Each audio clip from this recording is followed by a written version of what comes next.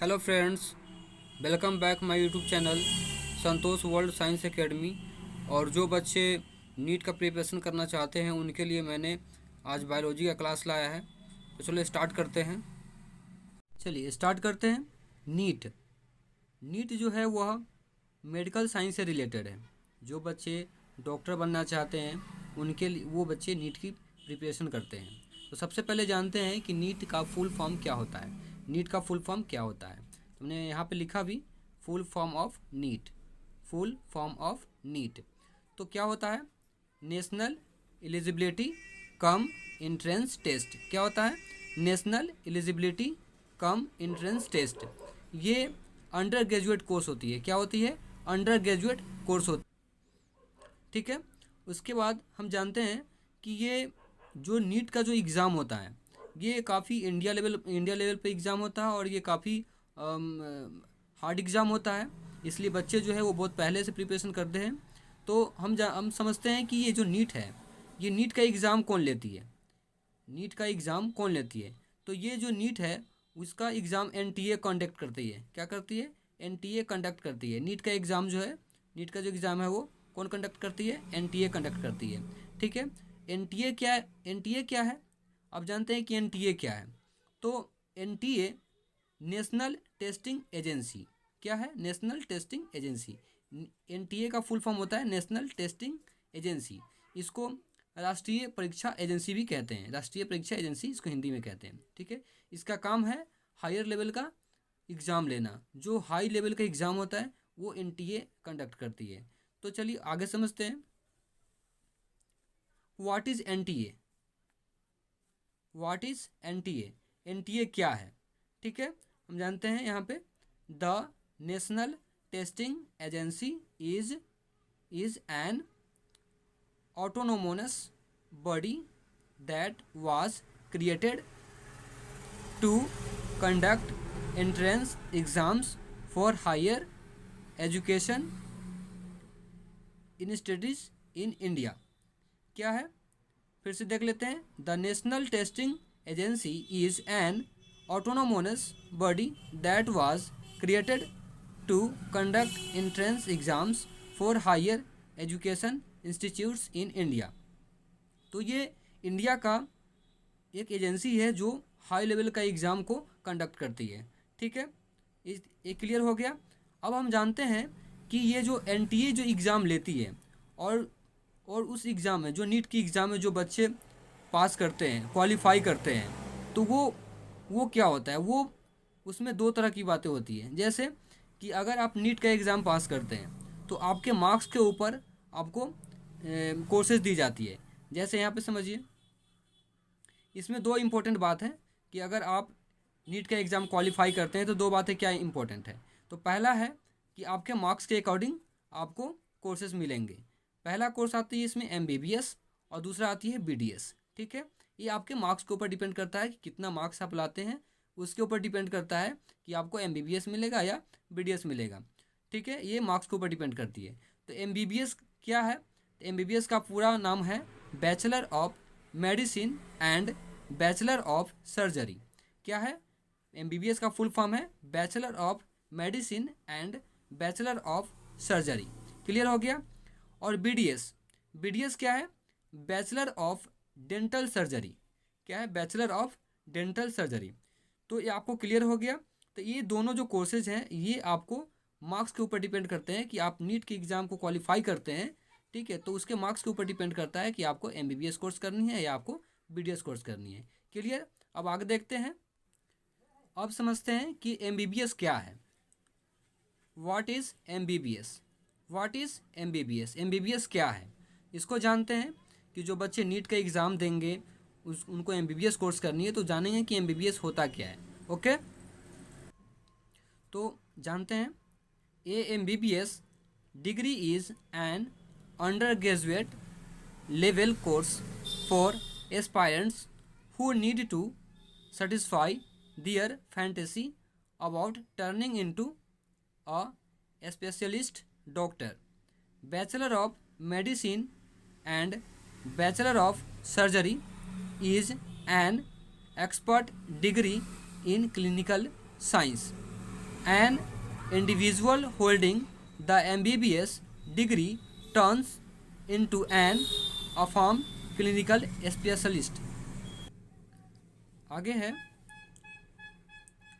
the MBBS duration is 5 years and a half year, including 1 year of rotational temporary job at medical clinics.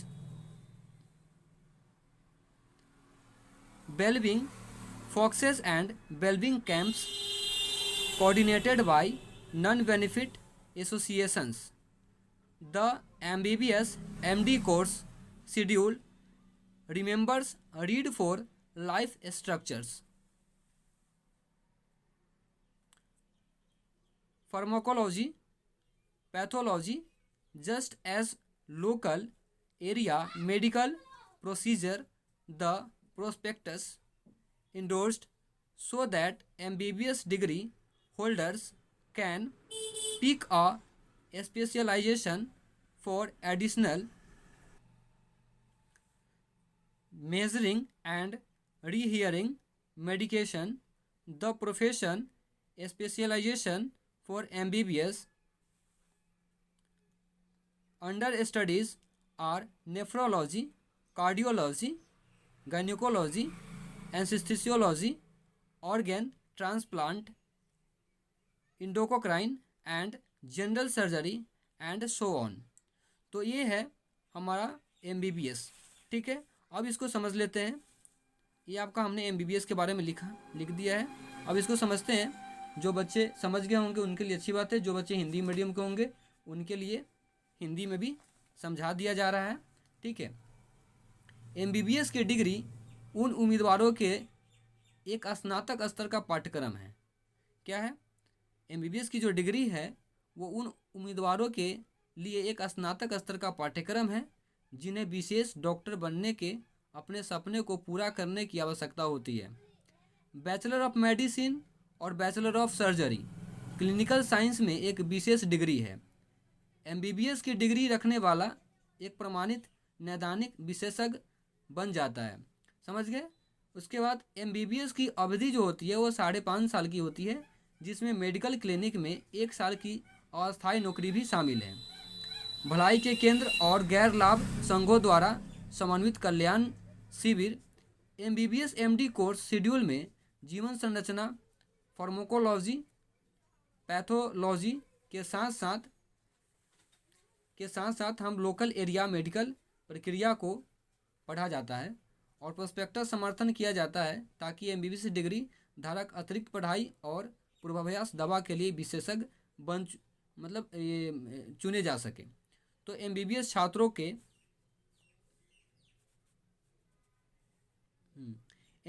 छात्रों के लिए पेशे की आवश्यकता में नेफ्रोलॉजी, कार्डियोलॉजी, गायनोकोलॉजी और एनेस्थीसियोलॉजी, ऑर्गन ट्रांसप्लांट और एंडोक्राइन और जनरल सर्जरी आदि शामिल है।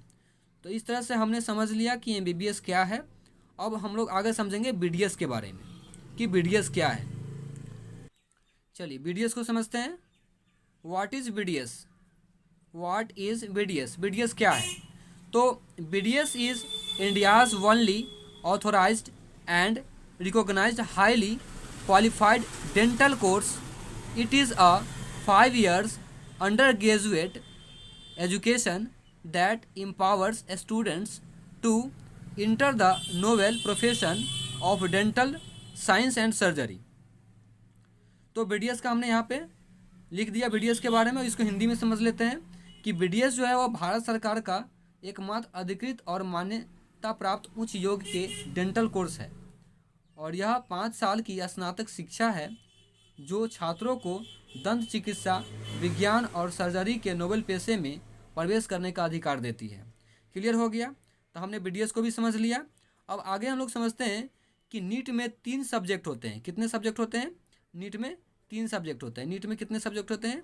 नीट में 3 सब्जेक्ट होते हैं।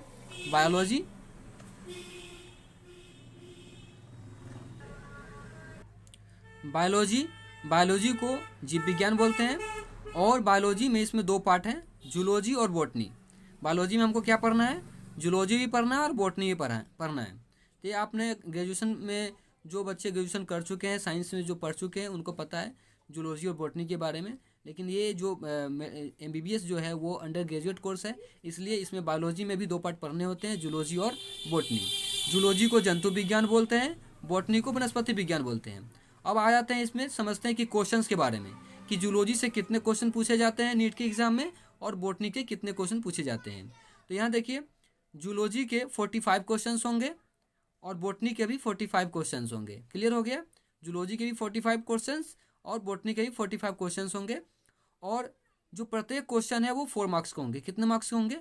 4 मार्क्स के। इसमें भी 45 जो क्वेश्चन है वो 4 मार्क्स के होंगे। टोटल मार्क्स जो होंगे वो 360 मार्क्स के टोटल क्वेश्चन होंगे बायोलॉजी से। क्लियर हो गया? अब समझ लेते हैं केमिस्ट्री से कितने क्वेश्चन पूछे जाते हैं। तो केमिस्ट्री है, केमिस्ट्री रसायन विज्ञान, इससे भी 45 क्वेश्चन पूछे जाते हैं। ठीक है। और तीसरा है फिजिक्स, फिजिक्स भौतिक विज्ञान, इससे भी 45 क्वेश्चन पूछे जाते हैं। ठीक है। और प्रत्येक क्वेश्चन कितने मार्क्स का होता है? 4 मार्क्स का होता है। क्लियर हो गया यहाँ तक कि बायोलॉजी में हम ये जो नीट के एग्जाम उसमें 3 सब्जेक्ट होते हैं, बायोलॉजी, ठीक है, केमिस्ट्री और फिजिक्स। क्लियर हो गया? बायोलॉजी में 2 सब्जेक्ट पढ़ने होते हैं, जूलॉजी और बॉटनी। ठीक है। और इससे 45 क्वेश्चन, इससे भी 45 क्वेश्चन, और केमिस्ट्री इससे भी 45 क्वेश्चन, फिजिक्स इससे भी 45 क्वेश्चन। क्लियर हो गया यहाँ तक? अब आगे देखते हैं, आगे समझते हैं। आगे हम देखते हैं कि बायोलॉजी जो है यहाँ पे देखिए कि क्लास 11th के बायोलॉजी से 60% क्वेश्चन पूछे जाते हैं। क्लियर हो गया? क्लास 11th के बायोलॉजी से 60% क्वेश्चन पूछे जाएंगे और क्लास 12th के बायोलॉजी से 40% क्वेश्चन पूछे जाएंगे। टोटल 100% क्वेश्चन हो गए। ठीक है, ये क्लियर हो गया? अब आगे समझते हैं। चलिए अब देख लेते हैं कि बायोलॉजी के कौन कौन से चैप्टर से क्वेश्चन पूछे जाएंगे। ठीक है, बायोलॉजी के कौन कौन से चैप्टर्स हैं जिनसे क्वेश्चन पूछे जाएंगे एग्जाम में, उनको देख लेते हैं। तो हमारा पहला है एंटोमी ऑफ फ्लावरिंग प्लांट्स। ठीक है, एंटोमी ऑफ फ्लावरिंग प्लांट्स, इससे क्वेश्चन पूछे जाएंगे। फूल पौधों की शारीरिक रचना, इससे क्वेश्चन हमारे पूछे जाएंगे। सेकेंड है एनिमल किंगडम से भी क्वेश्चन पूछे जाएंगे, जानवरों का साम्राज्य। क्लियर हो गया? थर्ड है बायोडाइवर्सिटी एंड कंजर्वेशन, इससे भी क्वेश्चन पूछे जाएंगे। इनको हिंदी में मैंने लिख दिया है, सारा का हिंदी भी लिख दिया है, जैव विविधता और संरक्षण। क्लियर हो गया? फोर्थ है बायोलॉजिकल क्लासिफिकेशन, जैविक वर्गीकरण। पांचवा है बायोमोलिक्यूल्स, जैविक अणुओं। ठीक है, आगे देखते हैं।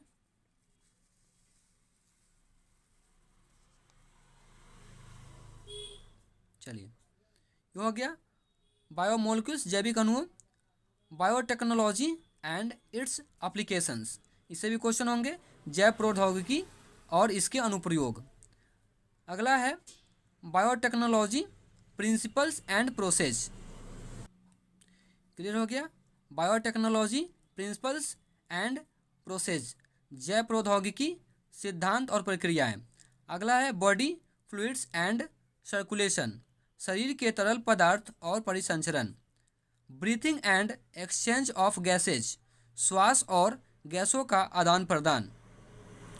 आगे है, नेक्स्ट है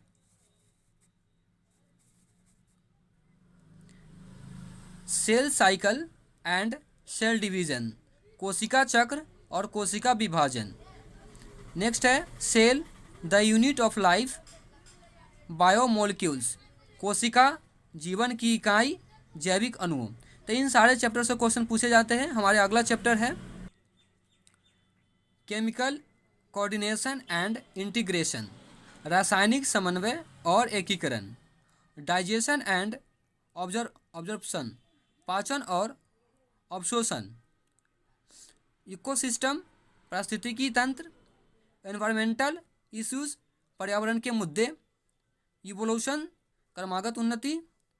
excretory products and their elimination, उत्सर्जन उत्पाद और उनका उन्मूलन।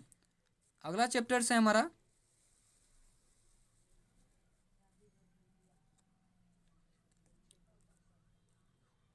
ह्यूमन हेल्थ एंड डिजीज, मानव स्वास्थ्य और रोग। ह्यूमन रिप्रोडक्शन, मानव प्रजनन, लोकोमोशन एंड मूवमेंट, हरकत और आंदोलन, माइक्रोब्स इन ह्यूमन वेलफेयर, मानव कल्याण में सूक्ष्मजीव, मिनरल न्यूट्रिशन, खनिज पोषण, मिनरल न्यूट्रिशन, खनिज पोषण, molecular basis of inheritance, molecular basis of inheritance, विरासत का आणविक आधार। हमारा नेक्स्ट चैप्टर है,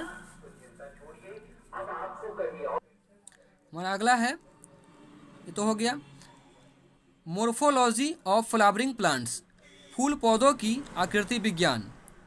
उसके बाद है हमारा न्यूरल कंट्रोल एंड कोऑर्डिनेशन, तंत्रिका होगा यहाँ, ठीक है, तंत्रिका नियंत्रण और समन्वय, ऑर्गेनिजम्स एंड पॉपुलेशंस, जीव और आबादी। तो जितने ये 26 चैप्टर्स हमने बताए हैं, ये सारे चैप्टर्स से आपको एग्ज़ाम में क्वेश्चन पूछे जाएंगे, इसलिए जितने भी चैप्टर्स को मैंने नाम बताया उनको आप नोट डाउन कर लें, ठीक है। आप इसका स्क्रीनशॉट भी ले सकते हैं। चलिए दोस्तों, तो आज हम ये बायोलॉजी के क्वेश्चन भी देख लेते हैं जो नीट के एग्ज़ाम में पूछे जाएंगे। ये काफ़ी इंपॉर्टेंट क्वेश्चन है, आप इसको अच्छे से समझ लें। तो ये बायोलॉजी के क्वेश्चन है। हमारा पहला क्वेश्चन है, product of sexual reproduction generally generates, product of sexual reproduction generally generates, मतलब क्या हुआ कि यौन प्रजनन की उत्पाद आमतौर पर उत्पन्न होता है, यानी यौन प्रजनन का उत्पाद आमतौर पर उत्पन्न होता है। हमारा पहला ऑप्शन है प्रोलॉन्ग्ड डोरमेंसी। इसका क्या मतलब होता है? लंबी निद्रा। क्या मतलब होता है? लंबी निद्रा। दूसरा ऑप्शन है new genetic combination leading to variation, new genetic combination leading to variation. इसका मतलब होता है भिन्नता के लिए अग्रणी नया आनुवंशिक संयोज। क्लियर हो गया? भिन्नता के लिए अग्रणी नया आनुवंशिक संयोग। क्लियर हो गया?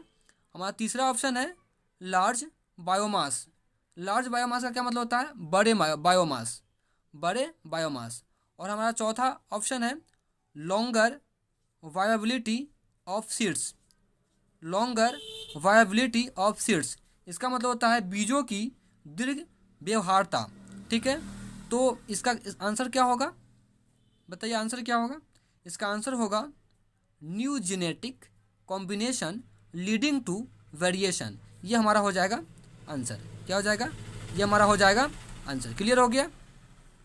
हमारा नेक्स्ट क्वेश्चन है which of the following pairs is not correctly matched? Which of the following pairs is not correctly matched? चलिए हम देख लेते हैं इसको। चलिए, मतलब इसका क्या हुआ? निम्नलिखित में से कौन सा जोड़ा सही ढंग से मेल नहीं खाता है? मतलब इसमें कौन सा जोड़ा है जो मेल नहीं खाता है? ऑप्शन देख लीजिए यहाँ पे। कोनिडिया, यहाँ पे लिखा हुआ है पेनिसिलियम। ऑफसेट, वाटर हाइसिंथ, और यह है राइजोम। इधर है बनाना, इधर है बाइनरी फिजन, इधर है सरगसम। ठीक है, सरगसम। क्लियर हो गया? तो इसमें क्या, कौन सा मैच नहीं कर रहा है? हमको ये देखना है कि इसमें कौन सा जोड़ा है जो मैच नहीं कर रहा है। ठीक है, तो ये कोनिडिया जो है वो पेनिसिलियम से मैच कर रहा है या नहीं कर रहा है? कर रहा है। उसके बाद है ये ऑफसेट, ये वाटर हायासिंथ से मैच कर रहा है, ये मैच नहीं कर रहा है, ये मैच नहीं कर रहा है। तो हमारा आंसर क्या हो जाएगा? B number.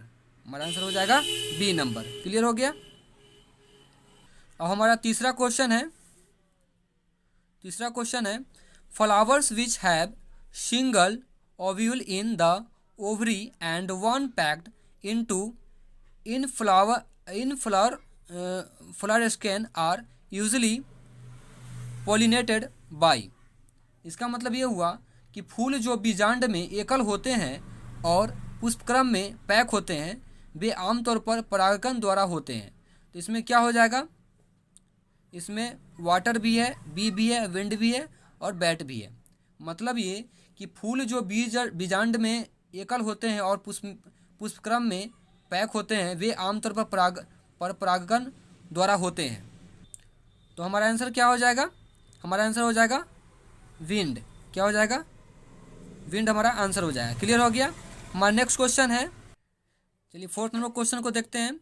Double fertilisation is exhibited by, मतलब ये हुआ कि दोहरा निषेचन द्वारा प्रदर्शित किया जाता है।